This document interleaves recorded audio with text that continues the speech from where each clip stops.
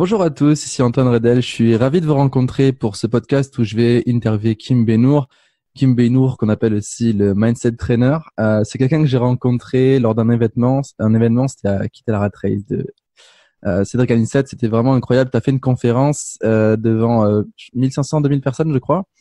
Et derrière, on a fait connaissance. Et puis, j'avais vraiment envie de vous partager sa vision, de vous partager les conseils qu'il pouvait éventuellement vous donner. Kim, tu as eu un sacré parcours de vie. J'ai pu voir ça dans un graphique qui est sorti il y a pas longtemps, qui est très beau. Et je voulais que tu nous en parles un petit peu, que tu te présentes, qu'est-ce que tu fais. Je te laisse la parole. Merci beaucoup d'avoir accepté cette interview. D'abord, Antoine, merci à toi pour cette invitation. Et effectivement, on a la même appétence sur le mindset. On sait très bien que quand on travaille le mindset, il y a beaucoup de choses. Alors moi, je suis Kim Benour, dit TMT, le Mindset Trainer. J'entraîne le cerveau comme un coach sportif entraîne les muscles. Donc, je considère que 80% dans Pareto, 80-20, 80% c'est mindset et 20% sont les actions, ce que Antoine partage brillamment au quotidien. Et c'est pour ça qu'on s'apprécie. Antoine, qui fait 2 fois moins mon âge que moi, a au moins autant d'expérience. Il y a une vraie complémentarité. C'est ce que j'aime en lui. Et c'est pour ça que lorsqu'il était intervenu devant, lui était dans la scène, dans la scène. Dans le public. Moi, j'étais sur scène, pardon, lui dans le public, pardon, ouais. Et que lorsqu'il était intervenu, ça m'avait interpellé. Et depuis, je l'ai suivi. On a gardé contact, on a échangé. Il m'a fait l'honneur de faire un super podcast. Et j'aime beaucoup ce qu'il fait parce que ça se rapproche beaucoup de ce que je fais également. Je te remercie. Kim, est-ce que tu pourrais nous raconter un petit peu ton parcours? Qu'est-ce qui a fait que tu en es venu là pour faire Mindset Trainer comme tu aimes le dire? Moi, j'ai un parcours atypique. Quoi qu'on a tous des parcours atypiques. Je suis passionné par le football très jeune. J'entre au Racing Club de Lens, qui a failli remonter en Ligue 1 là, récemment, malheureusement, ça s'est pas fait. Mais je n'ai pas le mental pour devenir professionnel. On va faire très très court. Néanmoins, je décide de poursuivre mes études et j'entre dans un très grand groupe informatique. Et dès les premiers jours, je me dis, cette place-là, celle du patron, je l'aurai un jour. Donc, je suis commercial, j'ai un casque vissé sur les oreilles et je vends des ordinateurs pendant 7 heures par jour. 7 heures par jour. Je travaille pendant 7 heures, mais je ne vends pas pendant 7 heures. Et je me dis un jour, j'aurai cette place. C'était de l'ambition, pas de l'envie. Vraiment pas de l'envie. Je me forme en parallèle parce que j'adore le fonctionnement du cerveau, les neurosciences, le développement personnel. Je lis tout ça et pendant les heures de pause, le déjeuner, les pauses et autres, je passe tout mon temps à me former. Et je gravis tous les échelons jusqu'à arriver directeur général adjoint de cette société 15 ans après, où je voyage dans le monde entier et je côtoie les plus grands collaborateurs des Steve Jobs ou des Bill Gates. Je participe à la conférence Microsoft chaque année aux États-Unis. Enfin bref, je voyage partout, mais en même temps, il me manque quelque chose. J'ai un sentiment de pas forcément être à ma juste place. Je décide de ne surtout pas dénigrer l'entreprise qui m'emploie, de ne pas cracher dans la soupe, puis de dire je prends ma décision et je décide de partir. Alors ça se fait en plusieurs étapes. Tu l'as dit tout à l'heure, il y a un TEDx que j'ai eu l'honneur de faire en janvier, qui raconte ça de manière très précise. Je vous invite à aller le voir sur YouTube, sur le site de TEDx, qui s'appelle SDAM, Rendez-vous avec soi-même, et vous comprendrez plus précisément mon histoire de vie. L'idée aujourd'hui, c'est d'inviter un maximum de personnes à SDAM, justement à foncer, à prendre les rênes de leur vie, parce que c'est possible pour tout le monde. Tu le partages régulièrement, Antoine. Quand on est capable de maîtriser ses pensées, on est capable de faire beaucoup de choses. La puissance du cerveau humain, elle est absolument exponentielle. Et quand on commence à comprendre ne serait-ce que les principales clés, les leviers, on est capable de faire plein de belles choses. Alors, mon parcours n'a d'atypique que les propos que les gens tiennent en me regardant, parce que pour moi, c'est normal en toute humilité et tout le monde est capable de faire tout ce qu'il souhaite dans la vie. Voilà, si je dois résumer. D'accord. Si par exemple, tu avais la capacité de revenir en arrière, est-ce que tu changerais quelque chose à ton passé ou pas? Est-ce que tu t'agirais d'une autre manière? Qu'est-ce que tu changerais éventuellement? Alors, je me suis souvent posé cette question. Il y a peut-être une chose, et quand je dis ça, on sourit avec mon épouse, je me dis, là maintenant, je pourrais devenir footballeur professionnel, mais je ne t'aurais pas rencontré, je ne serais peut-être pas là. Mais plus sérieusement, non, je changerais absolument rien parce que toutes ces expériences de vie, j'aime à dire que j'ai 25 années d'expérience. Vraiment 25 années. Parce que beaucoup de gens disent j'ai 25 ans d'expérience, mais en fait, c'est une année répétée 25 fois. Je suis totalement d'accord avec toi.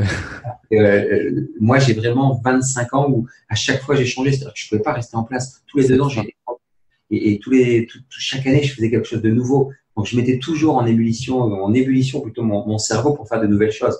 Donc, non, je ne changerai rien pour rien au monde et je resterai exactement la personne que j'ai été, que je suis et que je serai certainement très prochainement. Tu sais, j'adore poser cette question et j'ai toujours la même réponse et pour moi, c'est la meilleure des réponses possibles. Prendre conscience que son passé, que toutes les étapes qu'on a pu vivre, qu'elles soient bonnes ou mauvaises, enfin mauvaises en soi, elles nous apportent à vivre la vie qu'on vit actuellement. Donc, bravo pour cette réponse. Je pense que c'est important que les gens l'entendent et le réentendent encore et encore parce que notre passé, comment expliquer ça de manière assez simple. Notre passé, c'est notre présent de maintenant. Comment dire? Bon, souvent, on va se dire, ouais, c'est difficile en ce moment, etc. Mais c'est ce futur passé qui va faire qu'on va avoir des résultats plus tard. Donc, tant mieux qu'on vit des moments difficiles, tant mieux qu'on vit des moments extraordinaires, parce que ces 2 moments-là nous font grandir, nous font éveiller notre conscience, et c'est grâce à ça qu'on impacte plus. Exactement. C'est quoi ta phrase, ta citation qui te motive à aller plus loin, ça qui t'inspire? Alors, je suis dans mon bureau, j'en ai 2 là, j'en ai 3. Ouais. Derrière, là, qu'on voit un peu. C'est celle de Gandhi, donc simple, hein, vis comme si tu devais mourir demain, apprends comme si tu devais vivre toujours. Ouais. J'en ai 2 autres, enfin j'en ai même 4, mais je vais te dire celle que moi je retiens, mais je te partage ça pour te dire que finalement, la plus belle des citations, c'est celle qu'on se crée soi-même, et je vais te le dire juste après. Celle de Steve Jobs, il y en a 2. Il y a ayez le courage de suivre votre cœur et votre intuition. L'un et l'autre savent vraiment ce que vous voulez, le reste est secondaire. Ouais. Ou alors il y a arrêtez d'écouter le brouhaha extérieur, écoutez plutôt ce que votre cœur a à dire. Quelque chose comme ça.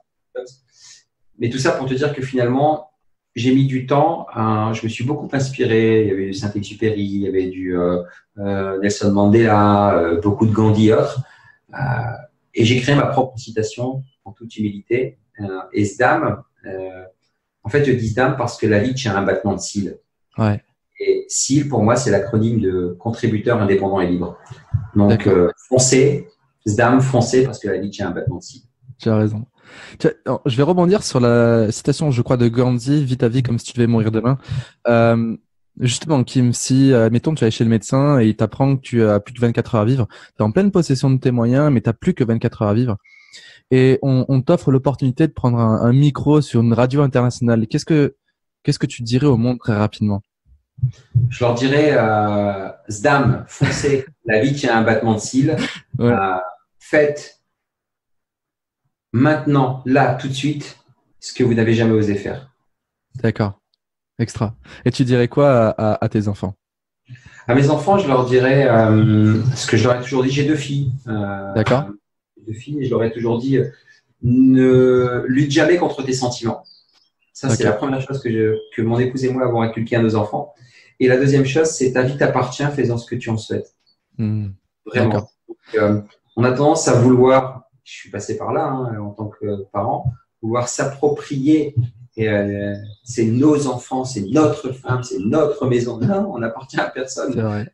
Et quand on comprend ça, qu'on les libère quelque part de ces chaînes psychologiques qu'on peut leur mettre, ça avantage les choses. Donc, mes enfants, avec mon épouse, on leur dit toujours vos vies vous appartiennent, faites-en ce que vous souhaitez. Bien sûr, il y a toutes les valeurs. Bien sûr. Et voilà ce qu'on leur dit en résumé. J'aimerais bien rebondir sur cette deuxième chose que vous avez inculquée à vos 2 filles. Est-ce que pour toi, un bon entrepreneur doit être anticonformiste? Pas forcément. Moi, je dis toujours qu'un bon entrepreneur, parce qu'il y a tout et n'importe quoi, surtout, enfin tout et n'importe quoi. Tous les goûts sont dans la nature, mais maintenant, avec l'émergence des années 2000, moi, j'étais dans l'informatique, donc j'ai vu cette émergence des réseaux sociaux et surtout de l'Internet. Ouais. Internet a complètement rebattu la donne, rebattu les cartes plutôt. Aujourd'hui, ce qui se passe, c'est qu'on a accès à toute l'information possible. Et il y a ce fléau qui est l'ego et la comparaison. Ce sont ces deux choses-là qui sont en train de tuer quelque part certains qui souhaitent se lancer dans l'entrepreneuriat. Anticonformiste, c'est pas le terme. Faut savoir l'être, faut savoir être conformiste aussi. Moi, j'aurais tendance à dire, faut savoir activer pleinement son libre arbitre et comprendre qu'on peut hacker le système et qu'il y a une vie en dehors du système. D'accord. Donc, pas forcément être dans l'anticonformisme pur, mais vraiment prendre conscience qu'on a la capacité de remettre les choses en question pour les adapter à soi.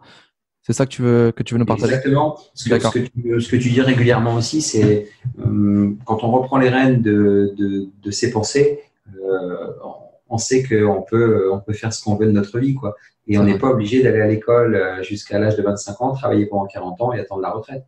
Il y a ce que j'appelle hacker le système. Donc, il y a d'autres moyens éthiques, authentiques, sincères pour mener la vie qu'on souhaite. Ok. Pour toi, ce serait quoi la qualité primaire que devrait avoir tout entrepreneur? L'humilité.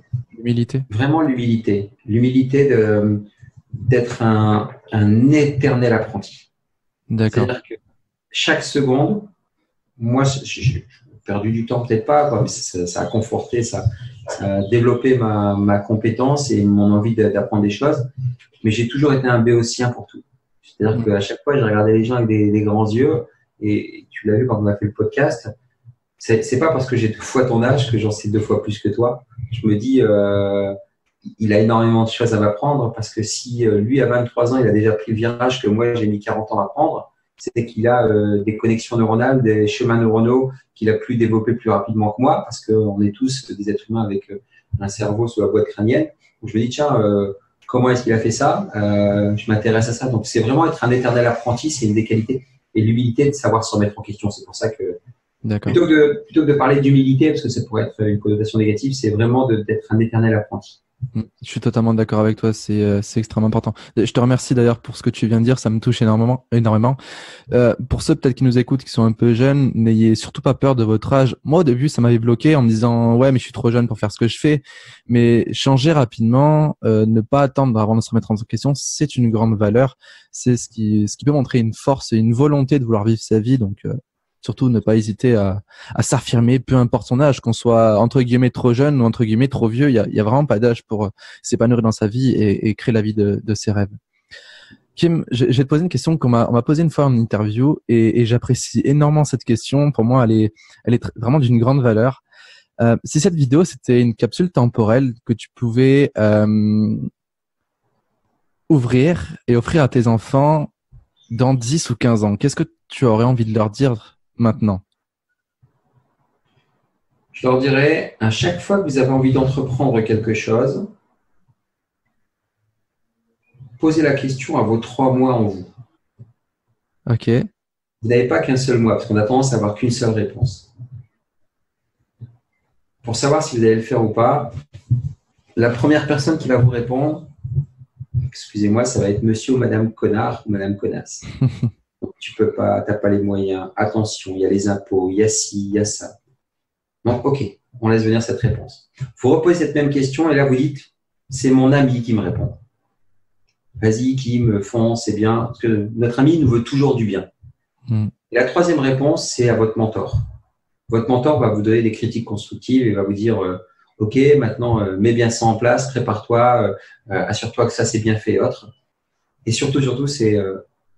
on a tendance à trop écouter soit monsieur, madame connasse, soit notre ami, parce que notre ami nous réconforte. Je leur dirais, posez-vous les 3 questions, posez les questions aux 3 à vous à chaque fois et écoutez principalement votre mentor, que c'est lui qui va vous mener à votre voie. Ça me fait penser un petit peu à la méthode Walt Disney, je sais pas si tu la connais.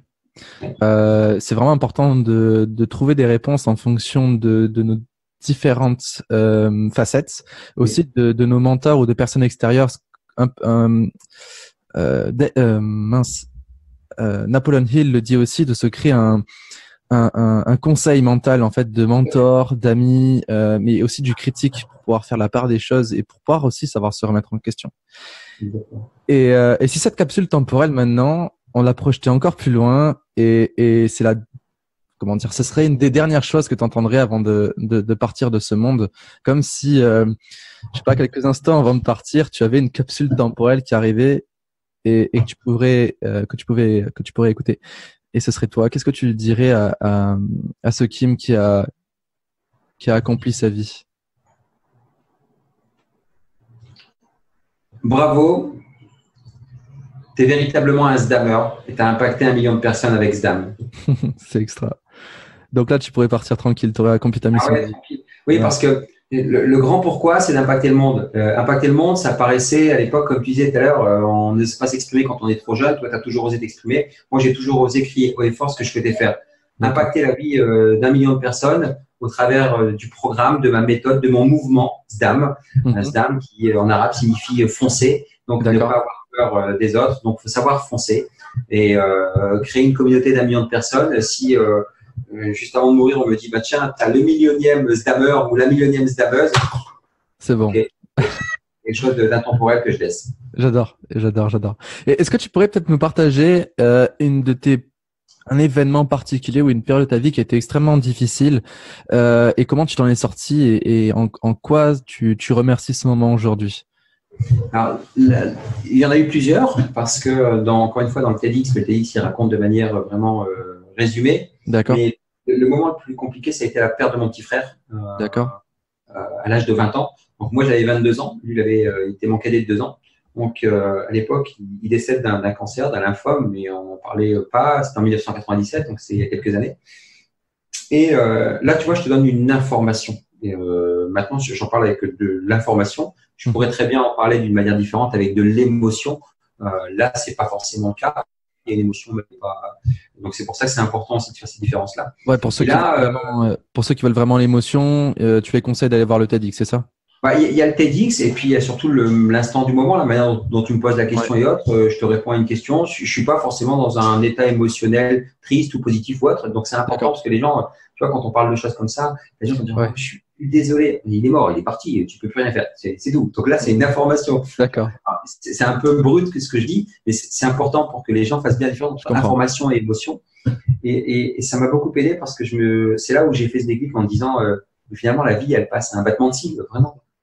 Donc, il faut profiter de la vie. Donc, c'est en ça que ça m'a beaucoup aidé. Alors après, avec le temps, j'ai beaucoup compris plein de choses sur le rapport avec la mort, le silence des parents, la tristesse des parents, voir sa mère qui perd un enfant complètement déchiré, c'est quelque chose qui, on a envie de les faire rire. Donc moi, il fallait que je les fasse rire. Il fallait que ma mère, je m'étais mis comme mission de toujours faire sourire ma mère. D'accord. Voilà, ce sont des choses qui m'ont beaucoup marqué, beaucoup aidé, parce que naturellement, quand on sourit, on envoie des messages positifs à son cerveau. Et là, on parle de neurosciences, on parle de choses biochimiques. Le cerveau, lorsqu'il reçoit ces choses-là, ben, il est dans les meilleures conditions et les meilleures prédispositions pour nous amener là où on souhaitait. Mm. Je vais donner un conseil aussi bizarre que celui que j'ai donné dans le public de Quitter la Rat Race. Je sais pas si tu connais cet outil. C'est pour rebondir sur le sourire, parce que c'est vrai que c'est extrêmement puissant, l'énergie du rire et du sourire. Euh, je me rappelle quand je venais d'avoir le bac, j'étais admis, enfin j'étais pas admis, mais j'étais admis pour un jury dans une grande école d'ingénieurs en France. Et mon père m'a donné un conseil que j'ai appliqué. Donc maintenant il y a 7 ans, 6-7 ans. C'est Et ce conseil-là, je l'ai appliqué immédiatement. Ça a duré 5 minutes d'exercice et c'est toujours aussi fort en moi jusqu'à aujourd'hui. C'est se mettre devant le miroir. Alors pas comme le conseil que j'ai donné, mais se mettre dans le miroir, mettre Mais un t'en dis chronomètre. trop, Antoine, t'en dis trop. Il faut d'abord que tu dises le conseil que tu as donné à qui de la adresse et après tu donnes l'autre. Allez, Ça fait deux pour une, hein. je vais donner les deux. Je vais donner les deux. Je termine d'abord avec celui-là. Après, comme ça, je mets le suspense sur le C'est un deuxième. piratage d'antenne de Kim sur le podcast d'Antoine. Ouais, c'est ça. Et donc, il me dit, tu te mets face à ton miroir pendant 5 minutes, tu vas te faire les pires grimaces du monde en répétant le mot super. Et aujourd'hui, à chaque fois que je dis le mot super, je peux pas m'empêcher d'avoir le sourire et d'avoir une énergie du rire qui monte. D'accord? Parce que j'ai vraiment ancré le mot super à ma tronche devant le miroir. Et c'est important de faire cet exercice parce que le mot super, on peut l'appliquer au quotidien. On peut très bien dire à quelqu'un, bonjour, comment allez-vous? Je vais super bien. Super, merci beaucoup. On peut le placer facilement et ça nous met dans une énergie du sourire et la personne le remarque. On est plus impactant. Ça permet aussi de se remettre dans des émotions plus positives. Je sais que avant de passer en conférence ou avant un entretien important, je vais me répéter le mot super pour me mettre dans cette énergie. Et donc, l'autre outil pour gagner en estime de soi et en confiance en soi, c'est ce que j'avais dit donc dans le public de Quitte la Rat Race, c'est de vraiment apprendre à s'aimer et à se sentir fier de soi, mais de manière authentique. Il suffit pas de se lever tous les matins, de se mettre devant le miroir et de se répéter « je m'aime et je suis fier de moi » tous les matins, parce qu'on met un masque vestimentaire au quotidien. Oui. Et tu l'as remarqué aussi, et je pense que tu en parles aussi, la façon dont on est habillé influe sur notre comportement. Donc voilà, si tous les matins on se dit je m'aime et je suis fier de moi en costard ou en tailleur ou super bien habillé, eh bien c'est cette personne-là qu'on va aimer. Et donc le meilleur conseil à faire, c'est de faire cet exercice-là, mais sans vêtements, pour apprendre à s'aimer tel que l'on est vraiment. Et voilà, ça peut prêter à sourire, mais c'est extrêmement efficace. Je reçois encore des fois des messages de gens qui tactent à Trace qui me disent waouh, cet exercice était énorme, quoi. Mais tu sais, je sais pas si je te l'avais dit, mais je vais te confier quelque chose. Lorsque j'étais intervenu, il y avait 1500, 2000 personnes, effectivement. J'avais fait mon intervention. C'était la dernière intervention de la journée, du dimanche, des 2 jours. Donc, ouais, c'était la fin. Ouais. J'avais quitté un peu la salle parce qu'ils partaient prendre le train et autres. Donc, dur de les tenir en haleine. Et à l'issue de mes 45 minutes, 1 heure, je suis assailli de personnes pour discuter et autres. Donc là, j'ai mon ego qui est au paroxysme de la flatterie. Ouais, j'imagine. Et là, ce que je décide de faire, c'est de partir en catimini, bien sûr, avec respect et autres. Et je suis rentré à l'hôtel pour dire stop, n'écoute pas ton ego. Est-ce que tu as fait ce que tu devais faire? Est-ce que tu devais passer ce message? Oui, tu l'as fait. Mais figure-toi que juste avant de me coucher, je me suis mis devant le miroir à poil. C'est vrai? Je te jure. Je me suis mis devant le miroir à poil parce que j'avais pensé à ça et je me suis dit, est-ce que tu as passé le message que tu souhaitais passer? De manière très authentique, la réponse a été oui. Je me suis allongé, il était 22 heures, je me suis réveillé le lendemain à 10 heures du matin. Mon corps avait besoin de… J'ai fait 12 heures de sommeil, j'ai dormi comme un bébé, comme un loi, et j'ai eu ce sentiment de devoir accompli le lendemain, ou plutôt que d'aller boire un verre et ainsi de suite, le soir et autres, non, j'ai essayé de rentrer et cet exercice-là, je l'ai fait. Et je l'ai fait parce que mon inconscient l'avait ancré quand tu l'avais dit, parce que je t'ai souvent reparlé de ça, et parce que c'est quelque chose que j'avais déjà pratiqué par le passé, et à ce moment-là, il m'a aussi beaucoup servi. Ouais, mais c'est super puissant, ça me touche beaucoup ce que tu dis. Je vais te dire pourquoi je l'ai dit sur la scène, enfin pas sur la scène mais dans le public. En fait, mon père est entrepreneur aussi, donc il m'a beaucoup inspiré à avancer. Il m'a dit Antoine, sois toujours marquant. Toujours. Et il m'a dit, tu peux arriver en 2 chevaux roses au milieu de mecs avec tous des BM, ils vont se rappeler de toi, c'est sûr, parce que tu vas les marquer. Exactement. Et c'est grâce à cette phrase que j'ai osé me lever et dire un truc pareil devant tout le monde. Et je peux t'assurer que quand les gens rigolaient dans la salle, je sais pas s'ils se foutaient de ma gueule. Ouais, non, enfin oui. Enfin, moi, je peux te dire maintenant qu'avec l'expérience que je peux avoir, l'expérience d'âge, c'est que bien sûr qu'on peut être marquant. Mais sauf que c'est une des méthodes que j'appliquais lorsque j'étais dirigeant d'entreprise. J'appliquais la méthode SIS parce que j'avais 200 commerciaux que je devais galvaniser et motiver chaque jour. Et je leur disais, appliquez la méthode, arrêtez de lancer des SOS au téléphone, lancez des SIS. Qu'est-ce que tu dis? Le sourire, l'intérêt du client avant le vôtre et la sincérité. Et c'est la combinaison des 3 qui fonctionne. C'est vrai. Je peux te dire, bonjour Antoine, tu vas bien? Là, on sent que mon sourire, il est faux cul. Ouais. Et c'est pour ça que je te dis ça, parce que tu as été marquant, mais tu as été marquant avec l'intérêt pour les autres, parce que tu as vraiment partagé quelque chose. C'est vrai. Et tu as été sincère. Et c'est pour ça que ça a marqué. Parce qu'il y a des gens qui peuvent, j'en connais des gens, et il y en a eu beaucoup, même là, durant ces séminaires-là, qui veulent être marquants, mais en tournant les regards vers eux-mêmes. Et quand tu veux être marquant pour toi, pour ton ego, ça marche pas tout le temps. C'est pas pareil, ouais. D'accord. Écoute, je te remercie pour cette interview. Je vais te poser une dernière question. Aujourd'hui, ce serait quoi la chose la plus importante qu'un entrepreneur devrait, retenir du parcours d'entrepreneur? Enfin, quelle est la plus belle chose, quelle est la chose la plus motivante qu'un entrepreneur peut prendre conscience pour avancer encore et encore, pour avoir un mindset et devenir inarrêtable? La chose la plus importante, c'est qu'on est tous sur une même ligne de départ. Là, toi et moi, encore dans ce podcast, dans cet échange, dans cette interview, Je veux dire, la chose la plus importante, c'est l'acronyme ASAP que j'explique à chaque fois. Ouais. Le A, c'est apprendre. On apprend encore des choses. Là. Mhm. Le S pour savoir. D'accord? On sait des choses. Et le AP, c'est appliquer. Et c'est ça le plus important. On est tous sur cette même ligne de départ. On a tous accès à l'information. Ouais. On a tous accès au savoir. Et les gens qui vont faire la différence sont ceux qui vont appliquer. C'est aussi simple que ça. Et simple ne veut pas dire facile. Je le répète à chaque fois. Donc, la clé, elle est dans l'application. Si Antoine vous dit qu'il se mettait devant le miroir pour faire des grimaces, pour ancrer le mot super et le rappeler à chaque fois de manière génétique, qu'à chaque fois qu'il dit super, ça lui met dans une dynamique explosive, c'est qu'il l'a gravé.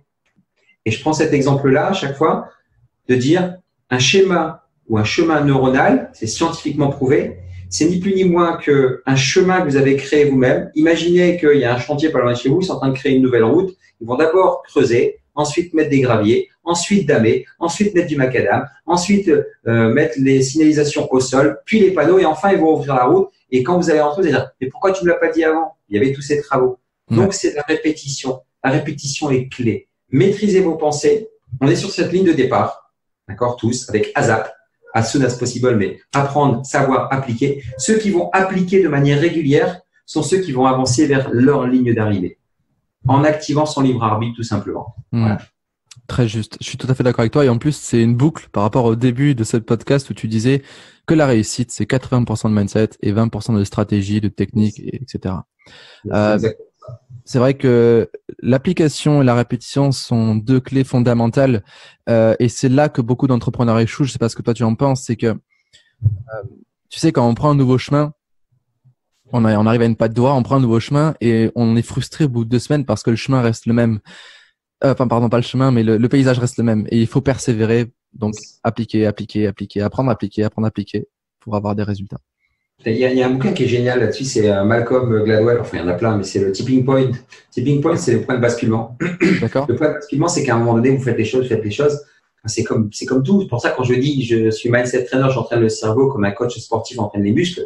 Quand on fait l'exercice musculaire pour développer ses fessiers ou ses abdos, on ne les voit pas pousser du jour au lendemain, ces abdos. Donc, c'est à un moment donné, et puis avec une hygiène de vie, avec pas mal de choses. Donc, c'est la même chose que le chemin et la patte droite que tu évoques. À un moment, continuez. Puis d'un coup, vous allez vous dire, tiens, j'ai mon tableau de visualisation. Ah, tiens, check, ça c'est fait. Ah ouais, oui, c'est fait. Parce que c'est un chemin, en fait. Et non, faut rester dans le moment présent, profiter de chaque instant. Moi, c'est un pur bonheur que d'échanger avec des personnes inspirantes comme toi, comme toutes les personnes avec qui je m'entoure. Et ce podcast-là, cette interview-là, je l'avais bloqué dans mon agenda. Et je m'étais dit aujourd'hui, j'avais un coaching juste avant. J'ai fait un coaching de 2 heures avec une personne qui était à l'autre bout du monde. C'est ça la magie d'Internet. Ouais, c'est vrai. C'était mes 2 seules choses de la journée. C'était mon coaching et mon interview. Bien sûr, j'en ai fait 100 autres. C'était vraiment la chose de la journée, la chose la plus importante.